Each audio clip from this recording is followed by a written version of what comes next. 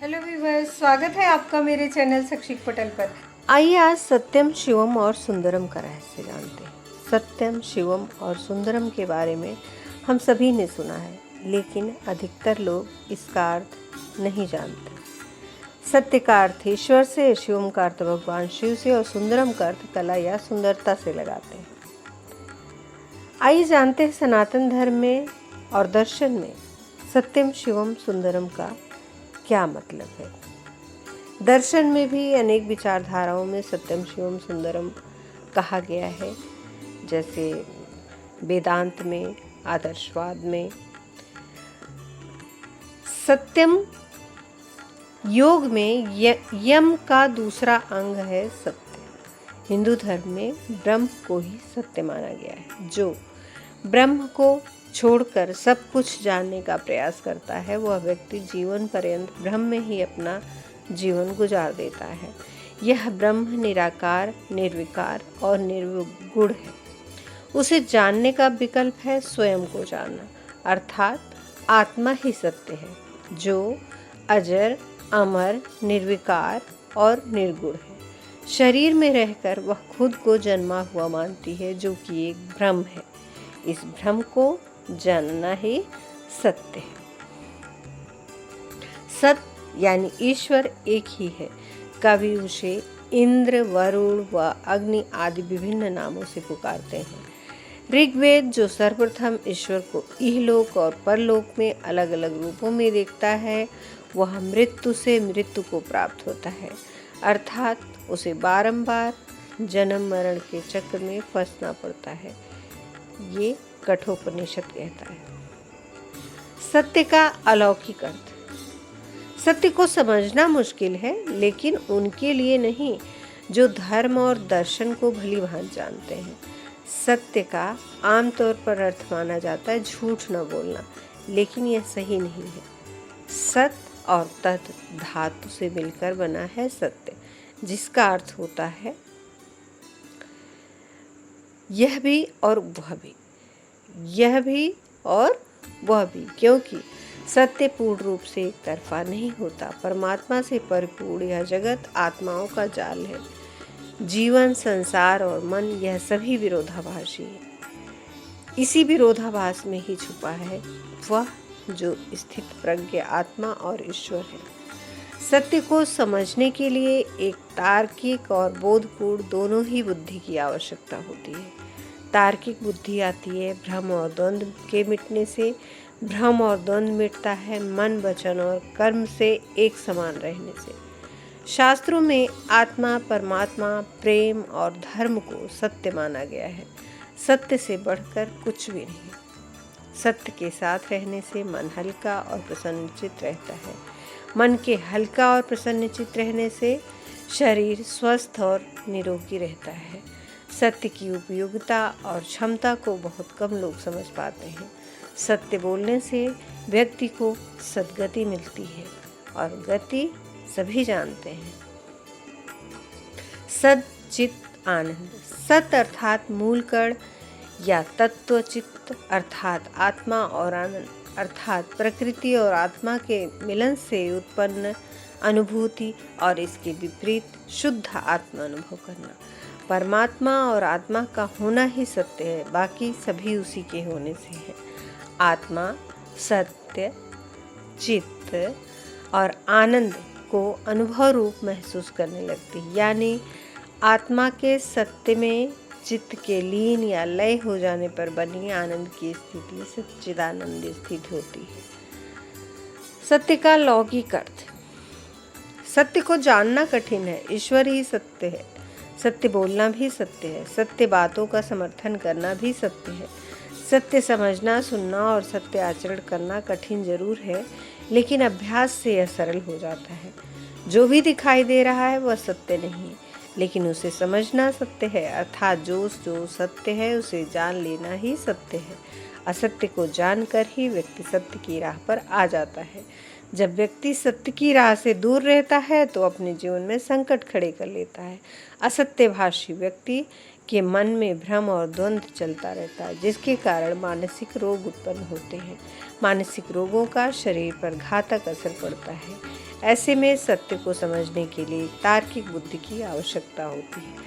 तार्किक बुद्धि आती है भ्रम और द्वंद्व के मिटने से। भ्रम और द्वंद्व मिटता है मन, वचन और कर्म के एक समान रहने से।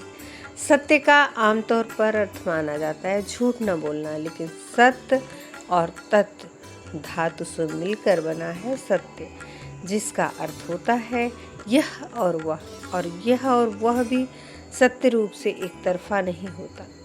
रस्सी को देखकर सर्प मान लेना सत्य नहीं है, किंतु उसे देखकर जो प्रतीति और भय उत्पन्न हुआ वह सत्य है। अर्थात रस्सी सर्प नहीं है, लेकिन भय का होना सत्य है। दरअसल हमने कोई झूठ देखा ही नहीं। तो सत्य को समझने के लिए जरूरी है तार्किक बुद्धि। सत्य वचन बोलना, होशोहवास में जीना। जीवन के दुख और सुख सत्य नहीं है, लेकिन उनकी प्रतीति होना सत्य है। उनकी प्रतीति अर्थात अनुभव भी तभी तक होता है जब तक कि आप दुख और सुख को सत्य मानकर जी रहे हैं। सत्य के लाभ। सत्य बोलने और हमेशा सत्य आचरण करते रहने से व्यक्ति का आत्मबल बढ़ता है, मन स्वस्थ और शक्तिशाली महसूस करता है, डिप्रेशन और टेंशन भरे जीवन से मुक्ति मिलती है, शरीर में किसी भी प्रकार के रोग से लड़ने की प्रतिरोधक क्षमता का विकास होता है। सुख और दुख में व्यक्ति समभाव में रहकर निश्चित और खुशहाल जीवन जीने को आमंत्रित कर लेता है। सभी तरह के रोग और शोकों का निदान होता है। अगर आप मेरे चैनल पर नए हैं तो चैनल को सब्सक्राइब जरूर कीजिए और साथ ही बेल आइकन प्रेस कर दीजिए, जिससे आने वाले वीडियो की नोटिफिकेशन मिलती रहे, और वीडियो को अंत तक जरूर देखें। शिवम। शिवम का संबंध अक्सर लोग भगवान शंकर से जोड़ देते हैं, जबकि भगवान शंकर अलग हैं और शिव अलग। शिव निराकार, निर्गुण, अमूर्त और सत्य है। निश्चित ही माता पार्वती के पति भी ध्यानी होकर उस परम सत्य में लीन होने के कारण शिव स्वरूप ही है, लेकिन शिव नहीं। शिव का अर्थ है शुभ, अर्थात सत्य होगा तो उससे जुड़ा शुभ भी होगा, अन्यथा सत्य हो ही नहीं सकता। वह सत्य ही शुभ अर्थात भली भांति अच्छा सर्वशक्तिमान आत्मा ही शिवम है। दोनों भवों के बीच आत्मा लिंग रूप में विद्यमान है। शिवम का संबंध अक्सर लोग भगवान शंकर से जोड़ते हैं, लेकिन शिव निराकार, निर्गुण और अमूर्त सत्य है। निश्चित ही शिव है तो सत्य है। शिव का अर्थ है शुभ। सुंदरम। यह संपूर्ण प्रकृति सुंदरम कही गई है। इस दिखाई देने वाले जगत को प्रकृति रूप कहा गया है। प्रकृति हमारे स्वभाव और गुण को प्रकट करती है। पंचकोश वाली यह प्रकृति 8 भागों में विभाजित है। त्रिगुणी प्रकृति। परम तत्व से प्रकृति में 3 गुणों की उत्पत्ति हुई, सत्व, रज, तम। ये गुण सूक्ष्म और अतीन्द्रिय हैं, इसलिए इनका प्रत्यक्ष नहीं होता। इन 3 गुणों के भी गुण हैं, प्रकाशत्व, चलत्व, लघुत्व, गुरुत्व। इन गुणों के भी गुण हैं, अतः स्पष्ट है कि यह गुण द्रव्य रूप है। द्रव्य रूप अर्थात पदार्थ। पदार्थ अर्थात जो दिखाई दे रहा है और जिसे किसी भी प्रकार के सूक्ष्म यंत्र से देखा जा सकता है या महसूस किया जा सकता है या अनुभूत किया जा सकता है। ये ब्रह्मांड या प्रकृति के निर्माणक तत्व है। प्रकृति से ही महत्व उत्पन्न हुआ, जिसमें उक्त गुण की साम्यता और प्रधानता थी। सत्व शांत और स्थिर है, रज क्रियाशील है और तम विस्फोटक है।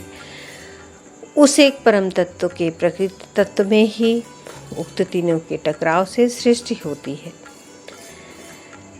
सर्वप्रथम महत्व उत्पन्न हुआ, जिसे बुद्धि कहते हैं। बुद्धि प्रकृति का अवचेतन सूक्ष्म तत्व है। महत्व या बुद्धि से अहंकार है। अहंकार के कई उपभाग हैं। यह व्यक्ति का तत्व है।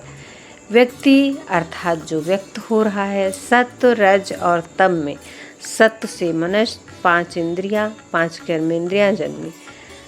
तम से 5 तन्मात्रा, 5 महाभूत, आकाश, अग्नि, वायु, जल और ग्रह नक्षत्र जन्मे। पंचकोश, जड़, प्राण, मन, विज्ञान, आनंद। इन्हें ही अन्नमय, प्राणमय, मनोमय, विज्ञानमय, आनंदमय कहते हैं। दरअसल आप एक शरीर में रहते हैं जो कि जड़ जगत का हिस्सा है। आपके शरीर के भीतर प्राणमय अर्थात प्राण है, जो कि वायु तत्व से भरा है। यह तत्व आपके जिंदा रहने को संचालित करता है। यदि आप देखें और सुने गए अनुसार संचालित होते हैं तो आप में प्राणों में जीवित रहते हैं, अर्थात आप एक प्राणी से ज़्यादा कुछ नहीं। मनोमय का अर्थ आपके शरीर में प्राण के अलावा मन भी है, जिसे चित्त कहते हैं। पांचों इंद्रियों का जिस पर प्रभाव पड़ता है और उसे समझने की क्षमता भी रखता है। इसके अलावा मन के अलावा आपके भीतर विज्ञान मन अर्थात एक ऐसी बुद्धि भी है जो विश्लेषण और विभाजन करना जानती है। इसके गहरे होने से मन का लोप हो जाता है और व्यक्ति बोध में जीता है। इस बोध के गहरे हो जाने पर ही व्यक्ति खुद के स्वरूप अर्थात आनंदमय स्वरूप को प्राप्त कर लेता है। अर्थात जो आत्मा पांचों इंद्रियों के बगैर खुद के होने को भली भांति जानती है। 8 तत्व अनंत, महत, अंधकार, आकाश, वायु, अग्नि, जल, पृथ्वी। अनंत जिसे आत्मा कहते हैं। पृथ्वी, जल, वायु, अग्नि, आकाश, मन, बुद्धि और अहंकार, यह प्रकृति के 8 तत्व हैं। अतः हम एक सुंदर प्रकृति और जगत के घेरे से घिरे हैं। इस घेरे से अलग होकर जो व्यक्ति खुद को प्राप्त कर लेता है वही सत्य को प्राप्त कर लेता है। संसार में 3 ही तत्व हैं, सत्यम, शिवम, सुंदरम। ईश्वर, आत्मा और प्रकृति। इसे ही सत्य, चित्त और आनंद कहते हैं। वीडियो को लाइक करें, ज़्यादा से ज़्यादा शेयर करें और अपने बहुमूल्य सुझाव कमेंट बॉक्स में अवश्य दें। धन्यवाद।